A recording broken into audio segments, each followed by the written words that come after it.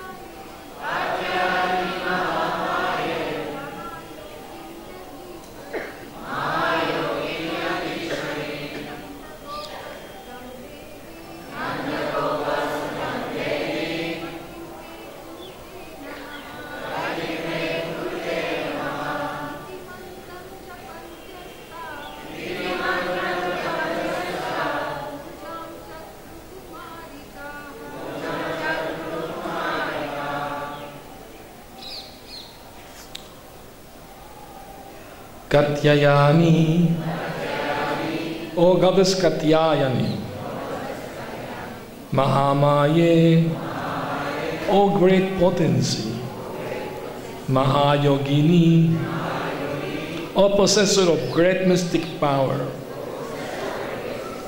Adishwari, Almighty Controller, Nanda Gopa Sutam, the son of Maharaj Nanda, Devi, O Goddess, Patim, the husband, Me, my, Guru, please make, Te, unto you, Namaha, my obeisances. Iti, with these words, Mantram, the Japantya, chanting, Ta, day, Pujam, worship, Chakru, perform, Kumarikaha, the unmarried girls. Each of the young unmarried girls performed her worship while chanting the following mantra. O Goddess Katyayani, O great potency of the Lord, O possessor of great mystic power and mighty controller of all, please make the son of Nanda Maharaj my husband. I offer you obeisances unto you. Please repeat. O Goddess Katyayani, O great potency of the Lord, O possessor of great mystic power and mighty controller of all, please make the son of Nanda Maharaj my husband. I offer my obeisances unto you. Hare Krishna. So the gopis performed this vrat for 1 month. They were eating khichdi without spice, no turmeric, no ghee. Very austere ladies. And they fulfilled, Krishna fulfilled their desire. So, in the purport, the Acharyas explains that actually they were not worshipping Mahamaya, but rather Yogamaya, not the Durga of this material world. Sometimes Yogamaya is addressed as Durga, but internal potency also sometimes addressed as Durga too. So, and even if we say, okay, it was a demigod, because in our Gaudiya Sampradaya, it's condemned demigod worship. So some demigod worshippers, they may argue, well, the gopis were worshipping also demigod, Durga. So, but they were worshipping Lord Durgaji or Katyayani to get Krishna as their husband. So if you pray like that to your demigod, that's all right, no problem. To serve Krishna. Mostly demigod worshippers, they pray for material benefits, not to serve Krishna eternally. So there is a big difference in that regard. So, in the Krishna book, Prabhupada explained that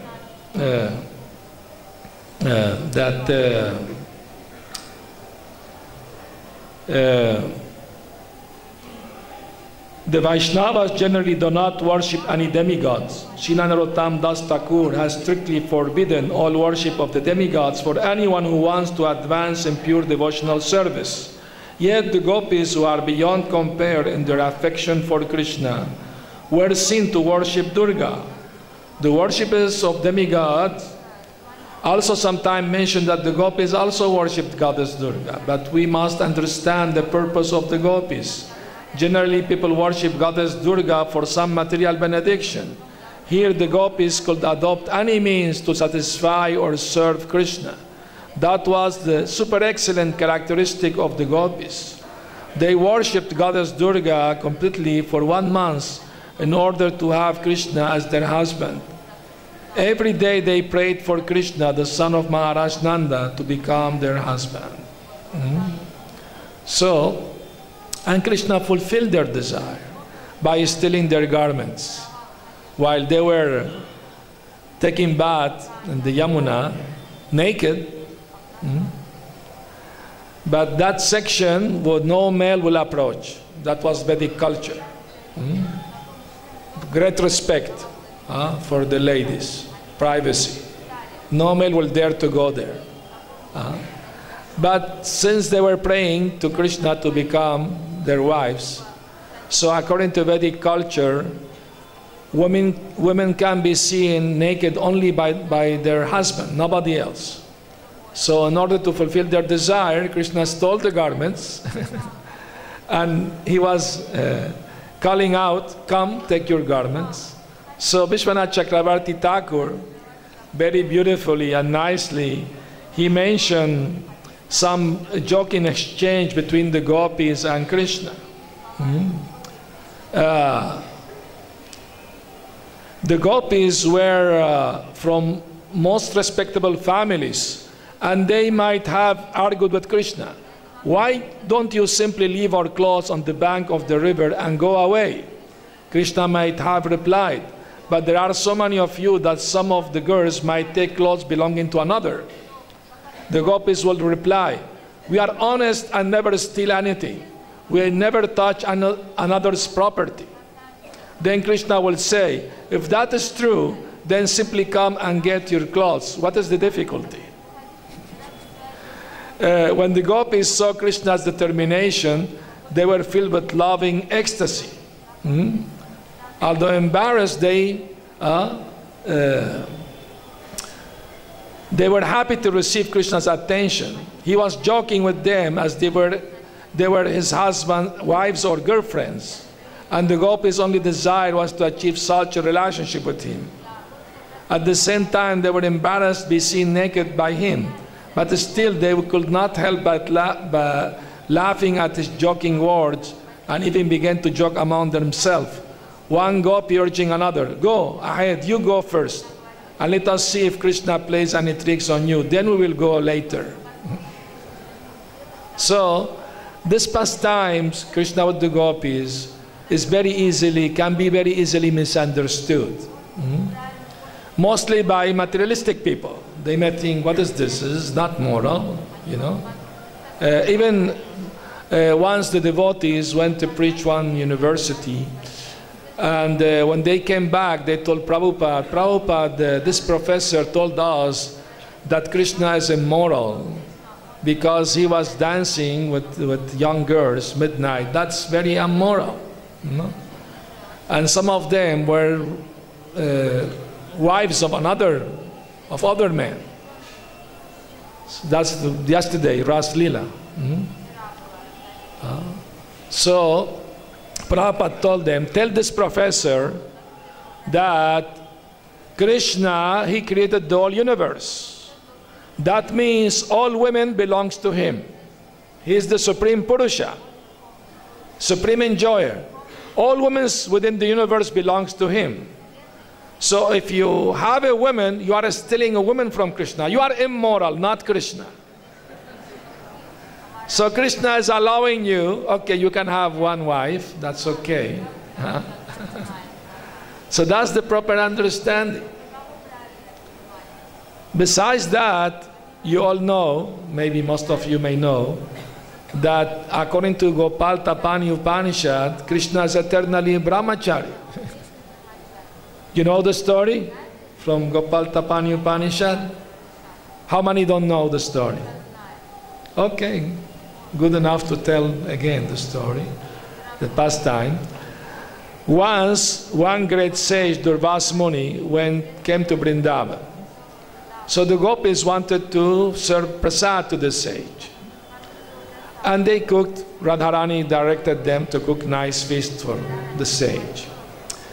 And they were looking for boats. So Krishna was sitting at the Yamuna shore, and they approached him, Krishna, please help us. We want to serve this Durvas Muni, the prasad, but there are no boats to cross. What can we do? Please advise. Krishna told them, that's very easy. You just tell a password to the Yamuna. Dear Yamuna, by the power, by the strength of Krishna's austerities, Krishna's the eternal brahmachari, please open your water. So the gopis start to laugh at Krishna. You brahmachari, how can that be? You have so many girlfriends here in Vrindavan. In Dwarka you will be big grihasta, thousands of wives. So how can you be brahmachari?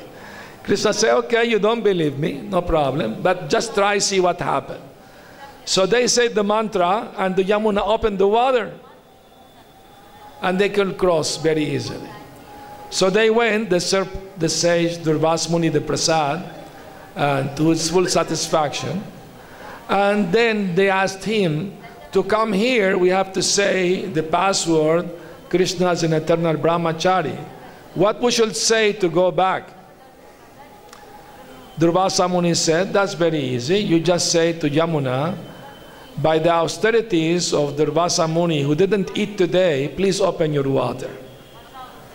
So Radharani asked Durvasa, how you didn't eat? We saw you eating big nice feast. And how is that Krishna is brahmachari? Please explain that to us. Durvasa Muni explained, Krishna is not materialistic enjoyer. You gopis don't have material bodies. To associate with Krishna, you have to have spiritual bodies. Otherwise, Krishna will not associate with any lady from this material world, no matter how beautiful it may be, even demigoddess. They will look like a frog in front of you. So, since you are not different from Krishna, you are eternally related to Krishna as his internal potency. So Krishna doesn't sport with any lady with material body. So that means Krishna is brahmachari. And also the queens in Dwarka are also expansions of you. So they are also as spiritual as you. So in that way Krishna remains eternally brahmachari. And me, the sage said, I'm also not materialistic enjoyer. Although you saw me eating big nice feast, I also was watching myself eating. I was aloof from my body. I knew I'm not the body. So that is a symptom of self-realization. The Bhagavad Gita explained, the self-realized soul, although eat, sleep, get up, go bathroom, close the eyes, open the eyes, knows that not doing anything. That only is carried by material energy, but doesn't identify with the body or mind. So that's self-realization. But of course, this philosophy can also be misapplied. Once I was preaching in South America, and I met a devotee I haven't seen for a long time, and he was smoking cigarette. So I advised, Prabhu, you know, this is not good. Why you're doing this? This is harmful to your body and to your soul also. He said, no, I'm not smoking. My body is smoking, but I'm not smoking. So be careful not misapply the philosophy in the wrong way. It has to be applied in the proper way. Then it is pleasing to Krishna. So everybody did see this morning before sunrise, the golden moon. Did you see the golden moon? Very beautiful, huh? Beautiful moon.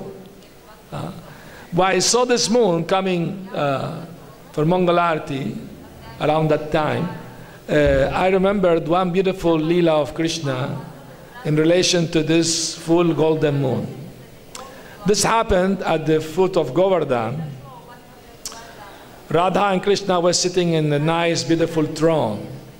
And the gopis were decorating them very nicely.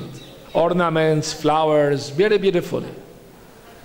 And they brought a big mirror to show them how they were decorated. So they were very happy and pleased with the gopi. They blessed the gopis.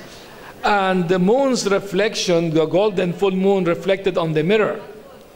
So jokingly, Radharani told Krishna, Krishna, I am more beautiful than you. You are dark like the night, and I'm fair like the moon. Krishna said, yes, my dear, it is true. You are more beautiful than me. But where is the beauty of the moon without the darkness of the night? So see, they eternally embellish each other. Prabhupada said, Krishna alone is not beautiful, not so beautiful. When he's with Radharani, he's more beautiful. So this is the truth. Srila Bhaktisiddhanta Saraswati Thakur said, actually we are pure Shaktas. Shaktas are those who worship Goddess Durga, her expansions. But we are pure Shaktas. We worship the internal potency of the Lord. Srimati Radhika. She is very, very dear to Krishna. And this morning at 6:30 also, around that time, Damodar months ended. Because for us, the day starts at sunrise. So this morning, full months, devotees coming, worshipping Radha Damodar. Now in the pastime of Damodar, Satyavrata Muni, very beautiful prayer, Damodarastaka, he explains the inner meaning of Krishna childhood lila. He first established Krishna's position as the Supreme Lord. So I would like to read a little something from about that and share it with you about this particular pastime. So when Satyavrata Muni is speaking about this lila, we have to understand it's not like he's got inspired and wrote some beautiful verses, nice verses. No. He's actually in his heart seeing the lila. Prabhupada said like a color TV. Mahabhagavad pure devotee, they can see the lila like color TV. 3D even. So, high definition in the heart is revealed by Krishna. So when he's describing this lila, he's seeing this lila in his inner eyes. Prabhupada said the soul have spiritual eyes, but now in the material condition are closed.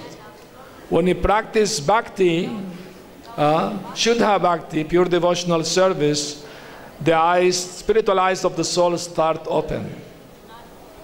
Then we can actually see with our spiritual eyes. Narottam Das Thakur have prayed, Vishaya Chariya Kabe Shuddha Habe Man Kabe Hamahe Rabo Shri Vrindavan. When my mind will be completely free from all material desires and hankering, then I will be able to see Vrindavan. So Vrindavan is not cheap, easy thing. It's not by buying an air ticket or train ticket we come to Vrindavan. No. We have to come in the proper mood of surrender. Without surrender, there is no question of devotional service. So, Srila Jiva Goswami explains that unless there is, in Bhakti Sandarbha, he explained that without Goptritva Varanam, acceptance that Krishna is my guardian, master and maintainer, then one cannot perform Navadanga Bhakti, the 9 limbs of Bhakti Yoga, starting with hearing, chanting, remembering. They are not considered yet Bhakti. Only when we surrender and accept Krishna as our maintainer, master and guardian, then we can actually practice devotional service. So unless we come with that spirit of surrender, we will not get to so much benefit. Prabhupada said even materialistic people, they come to Vrindavan, they get benefits. Because just to be in the place will purify them. But those who are eager to advance more in a spiritual life, like Maharaj was explaining yesterday about Ashabandha, hope after hope, never lose hope. So in the Nectar of Devotion, Prabhupada explained the meaning of this Ashabandha. The strong conviction that one will certainly receive the favor of Krishna is called Ashabandha. Ashabandha means to continue to think, because I'm trying my best to follow the routine principles of devotional service, I'm sure that I will go back home, back to Godhead. In this connection, one prayer by Rupa Goswami is sufficient to exemplify this hopefulness. He says, I have no love for Krishna, nor the causes of developing love of Krishna, namely hearing and chanting, and the process of Bhakti Yoga by which one is always thinking of Krishna and fixing his lotus feet in the heart, is also lacking in me. As far as philosophical knowledge or pious works are concerned, I don't see any opportunity for me to execute such activities. But above all, I'm not even born of a nice family. Therefore, I must simply pray to you, Gopi Janna Vallabha. I simply wish and hope that some way or other I may be able to approach your lotus feet. And this hope is giving me pain, because I think myself quite incompetent to approach that transcendental goal of life. So beautiful feeling. The purpose is that under this heeding of Ashabandha, one shall continue to hope against hope that some way or other he will be able to approach the lotus feet of the Supreme Lord. So this hope, when becomes more intensified, this Ashabandha become more intensified, then become laulyam, a great eagerness. And Prabhupada said that's the price we have to pay to get Krishna Bhakti. And how we get this? Some or other, we should look for good association. For devotees who have this, who are more advanced in Krishna consciousness. So, but the material conditioning make us believe, no, that's very difficult, that's for very advanced devotees. I am very conditioned devotee, how can I come to this level? I don't want to become sahajya. Of course, we have to be careful not to take things cheaply, that's for sure. It's not that you go to one day to Radha Kund and come back, I am Gopi, you know. I got revelation. That's taking things cheaply, sahajya. No, we should take things seriously. You know that Gaur Kishore Das Babaji Maharaj said that we received our Siddha Pranali mantra from Sri Chaitanya Mahaprabhu. You know what mantra is that? Trinadapi sunichena tarodapi sahishnuna amanina manadena kirtaniya sadahari. So if anybody approached you to give you Siddha mantra, you said, we already got mantra, Siddha mantra from Mahaprabhu. Recite this mantra. So,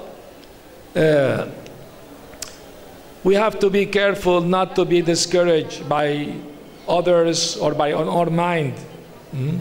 Sometimes even friends, family try to discourage. Why become so spiritual? Why so Krishna conscious? When you become old, you do it. Now you're young, you enjoy life. Sometimes they speak like that. So we should not get confused about this. In regard to this idea or mentality, I will tell you another story. Once a hen found an eagle's egg. And the hen sat on the egg. like motherly, you know, affection. And after a few weeks, a small eagle was born. So the small eagle saw the hen, thought was his mother. So he was following her wherever she's going, trying to do the same thing, you know, eating and like that. And the small eagle became part of the chicken community, you know. One day, this small eagle looked at the sky and he saw beautiful big eagle flying in the sky. So he asked his mother, chicken, hen, "Mother, what bird is that? So wonderful." And the hen said, "Oh, this is an eagle, but don't forget, you are a chicken." Don't even think about it. Don't even try it. You are a chicken. So the story ends there, meaning that I read it in some self-help book or something, but I didn't like the ending. So I added a little more to the story. That the big eagle with his eagle eye, he saw the small eagle down there and felt compassion, sympathy for the small eagle. So he came down and seeing the chicken distracted, he called the small eagle apart. "Come, come. What are you doing with this chicken? You are not a chicken like them. You are an eagle like me. Come with me. I will show you how to fly." This is the Guru rescuing the soul from Maya. So if we want to fly like an eagle, we have to give up the company of chickens. Means bad association. Give up. Now the eagle told the small eagle, "Come by back, I will take you, show you how to fly." You know, eagle, they live in high mountain. They have their nest high mountain. Do you know how they teach their offspring how to fly? They push them out of the nest. Fly or die. Of course, they wait until his wings are good, big enough, you know. But they need the push. Unless there is a push, they will afraid to fly. So that is very important. A little push is very important. That's why association of devotees is very important. To help you make the step to become Krishna conscious. Prabhupada said, it's like a train. One wagon push the other wagon. So I push you, you push other, the push other, like that. This is Guru Parampara, pushing program. Hare Krishna. So this is Krishna consciousness philosophy. We have to understand that we have to develop this ashabandha, this hope. Then what we are doing in Krishna consciousness, just to mechanically chanting, doing everything mechanically, no feeling, what is that? No. We shall try to develop hope. Yes, one day, if I try to follow everything nicely, strictly, by Guru Gauranga mercy, Prabhupada mercy, I may, you know, please Krishna, he will bless me, he will. Prabhupada told us, he visited our temple in South America. One morning, before leaving to the airport, he said, he quoted the Rupa Goswami, Upadeshamrita. He said, "Utsahan nishchayat daryat tat tat karma pravartanat." He said, Utsahan, enthusiasm is very important. Very important. Prabhupada's enthusiasm means, I must see Krishna in this very life. That means enthusiasm. Prabhupada said, you are already seeing Krishna. Krishna and the deity non-different. But still, personally, it is possible if you continue with this enthusiasm. Of course, we have to follow all the 4 rules, regulation, chanting good rounds, trying to concentrate, not be distracted, try to give up offenses. So many things we have to do to please Krishna. So thank you very much and coming hearing about Harikatha. If anybody has any questions or comments, please do.